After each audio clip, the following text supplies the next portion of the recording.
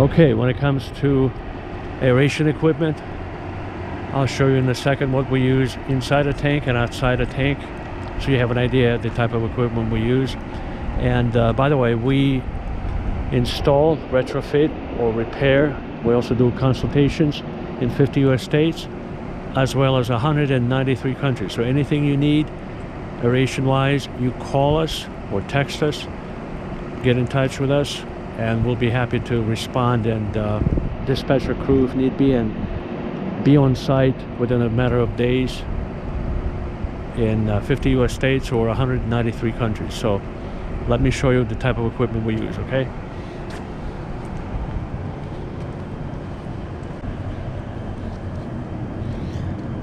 You see we have a lot of equipment here.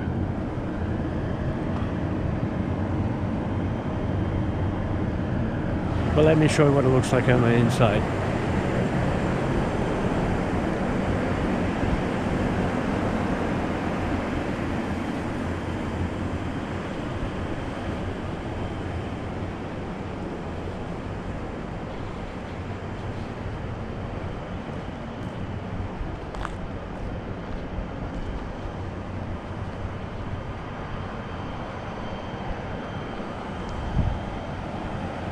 Okay, when it comes to aeration equipment, folks, let me show you what it looks like on the inside the tank and outside the tank, so you have an idea of what we use.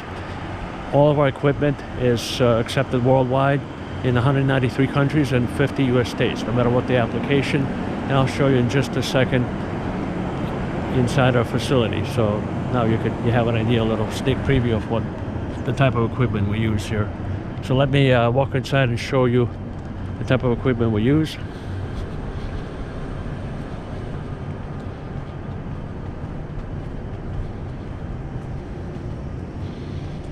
Here's another sneak preview of the equipment we use here. 12-inch stainless steel pipe, 45 feet in the air to make a connection. So it was very challenging. We couldn't go from the installer of the tank messed up the positioning of the port on the roof.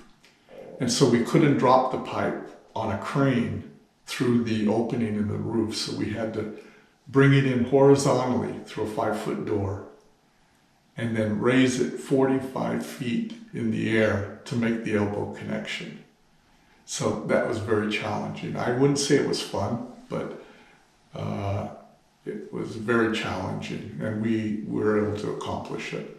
So the moral of the story, nothing is going to stop us. We're the experts. If somebody has an issue, problem, or insurmountable task, they shouldn't hesitate. Call us. We'll dispatch our crews, our experts, and we'll get out there and help them address and fix their problem, whatever that might be. Yeah, so we do the impossible every day. It just takes us a little longer. We were up north and near the Canadian border, and we experienced 80-mile-an-hour winds that blew over our boat. Our boat was secured, doubly secured, but the 80-mile-an-hour wind blew it over. Fortunately for us, we did not provide the equipment, but fortunately for us, not all the equipment was there. So as soon as the equipment arrived, by that time we had the boat repaired, bought a new motor for the boat because it was on a big lagoon industrial plant. But yeah, weather plays a factor, especially 80-mile-an-hour winds. It's not really safe to get on the water with winds above 30 miles an hour. And then another factor was there was an emergency situation at another plant in the north, and we had to go lay about a 1/4 mile of pipe in what was about 40 below weather. So we had to take breaks every 15 or 20 minutes, crews to come in and warm up. We wore specialized gloves. Fortunately, it was bolted stainless steel piping, and so it's just a matter of placing it on the supports and then bolting it, and that was about 30-mile-an-hour winds. So, but it was With the wind chill factor, it was below 40 degrees. So we are the unstoppable experts. We'll go anywhere, wherever we're needed to help fix the problem. Yes, and then on the hot side, we did a project in Salt Lake City last year, and it was 110 degrees in the tank. So we negotiated, rather than installing it during the hot heat of the day, we negotiated a timeline with the plant, and they had excellent lighting. So it was we would start at 6 p.m. in the afternoon, where it dropped to about 90 degrees, and then we worked till 4 in the morning. Oh, that's the adaptability. We're So we're kind of like the U.S. mail. Well, what it used to be. used to be. Rain, shine, we'll be there. We'll be there. Yes, Yeah. yes. So all people have to do, the plant engineers, plant managers, if they have an issue, all they have to do is literally dial the number on the screen. We'll be dispatched. We'll bring our experts. We'll bring our technicians, and if need be, might even contact our engineers if the problem is severe enough, and we'll be able to diagnose, fix, and address and fix the problem in the least amount of time, very promptly. That's correct. Yeah, we've been doing this a long time, and there's not a problem that we haven't seen. So Glenn, we are the experts in aeration. We do municipal wastewater treatment. We do private lagoons, private lakes, ponds. What else do we offer to our customers? Just aeration, we offer everything. So we cover basically whether it's a private lake, a municipal wastewater treatment plant. We do it all in all 50 U.S. states and internationally. That's correct. So if a plant manager sees some kind of issues with their equipment, or the DO is off, the numbers are off, all they have to do is dial the number on our screen. We'll be immediately contacted. We'll get involved. We'll send out our crew. We will engage our engineers if need be. We'll get to the site. We will diagnose. We will promptly diagnose and fix their issue. Is that accurate? That's correct. Just call us and we can help.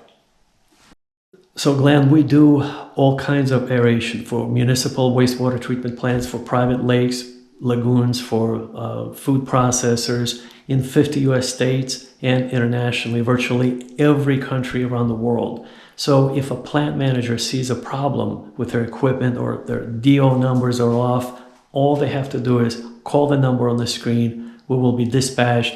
We'll send our crews. Even possibly we'll bring our engineers if need be. We'll be able to promptly diagnose, address, and fix the problem, whatever that might be. Is that accurate?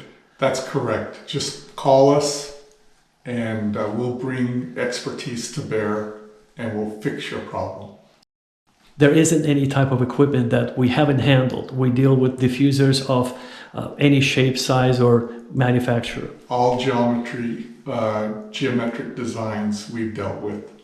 And different tanks and basins or lagoons, or we do it all. Concrete tanks, raised tanks, buried tanks, deep well tanks, lagoons of private subdivisions, all the way up to a 5 mile river that was diverted for a paper mill in Louisiana. So it's the lagoon is 5 miles long. Glenn, that is very impressive. So are we ready if the government of Armenia were to call us about their Lake Sivan, or the government of Austria were to call us about their Lake Toplitz that are experiencing currently severe levels of cyanobacteria overgrowth in the summer times? Can we bring something new to them, some kind of a cutting edge breakthrough technology? We can bring technology that will help. I don't know their experience or who they've contacted or who their experts are, but I'm guessing we won't be the first that they call, but they need to call us now. Yeah, because our technology was deployed in several countries, and this is a revolutionary breakthrough sonic technology that is brand new.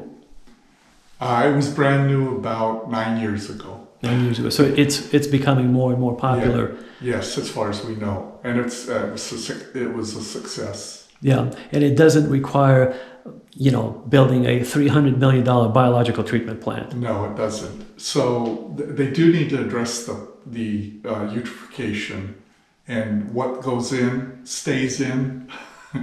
And so they will need to address that at some point, but we can give them relief. Eutrophication, this is a scary word for those who are responsible for treating it. Glenn, this is our life. We specialize in this concept of addressing eutrophication problem. This is, in a way, this is our sort of a pet word, right? In English, eutrophication to us sounds like a diminutive endearment word. So, Glenn, what could we tell for our potential clients who are about to dial a number and they're having issues with eutrophication? How can we address it for them? So simply, in layman terms, eutrophication is nutrients are coming into a body of water that its nature's more nutrients are coming in that they're capable of handling. So what happens is the nutrients build up, and then the bacteria sees that as a opportunity, and the bacteria is opportunistic.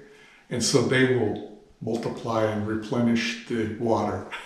So we're not afraid of eutrophication. No. We deal with it. Yeah, and eutrophication in simple terms is just more nutrients coming in than the body would normally be able to handle. And that is precisely what's happening at dozens and dozens, if not hundreds of lakes around the world, including Lake Toplitz in Austria and Lake Sevan in Armenia. That's correct. Yeah, it's a big problem around the world. And we could efficiently, effectively help them address their issue, fix it permanently, at perhaps the fraction of the cost that they're normally being quoted for.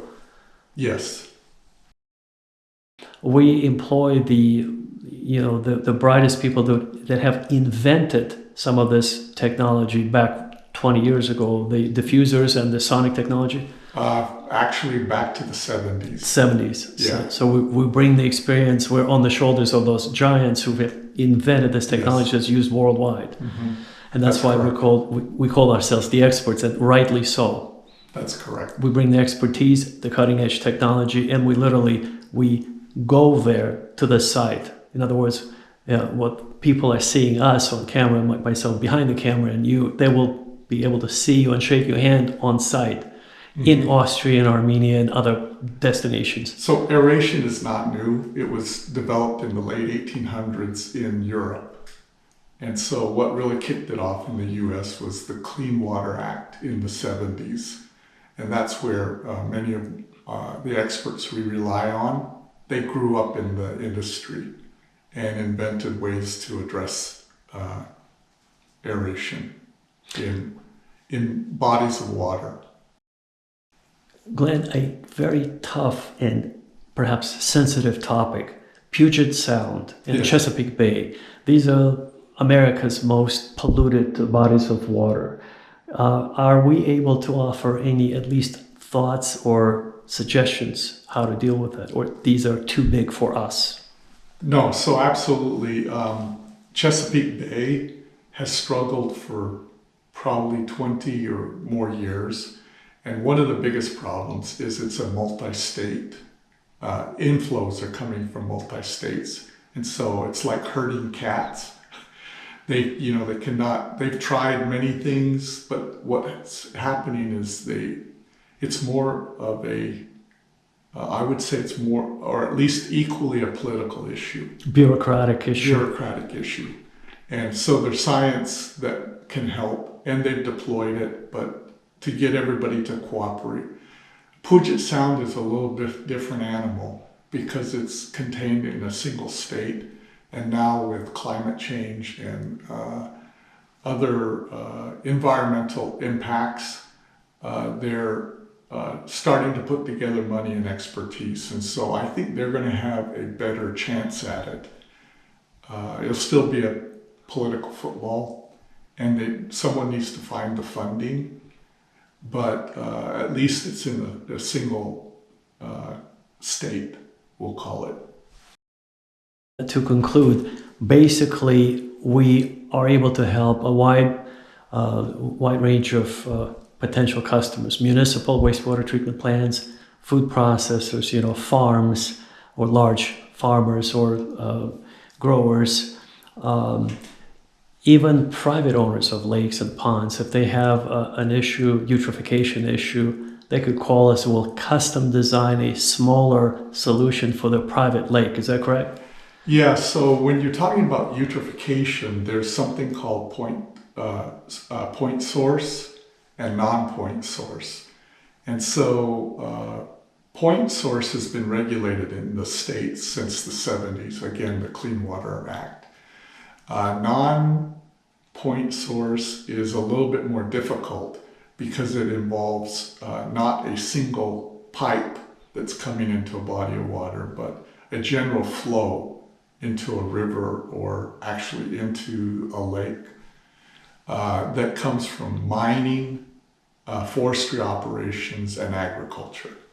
And so it's not a single discharge pipe coming in. It's water flowing across large land tracts and then making its way into the water source.